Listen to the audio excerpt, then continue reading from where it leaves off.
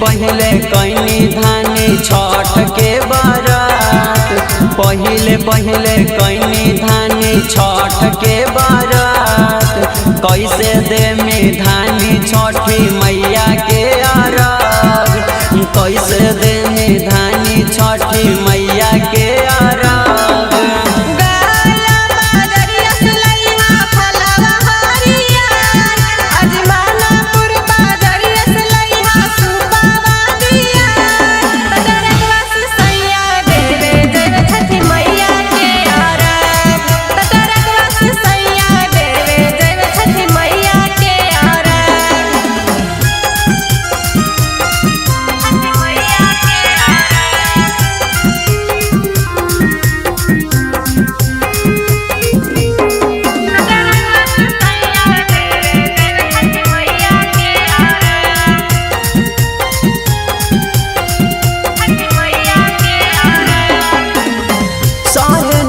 पैबो धानी छठ के बारातिया, 3 दिन रहे पारी भूखे पियासिया।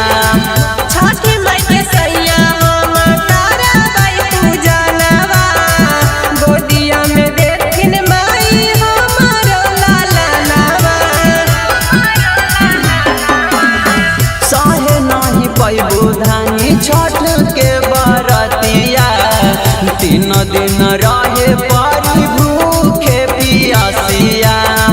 छठी माई के सैया हम तारा बाई पूजनवा, गोदिया में देखिन माई हमारो लालनवा।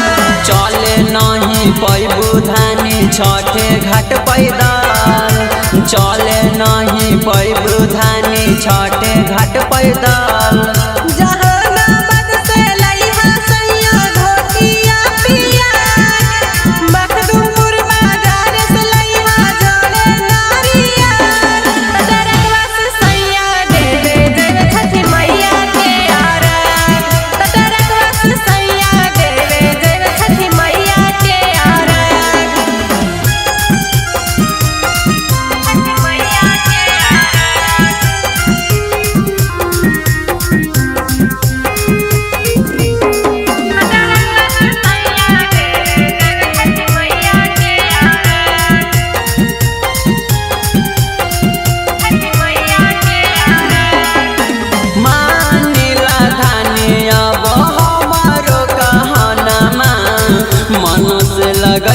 छठ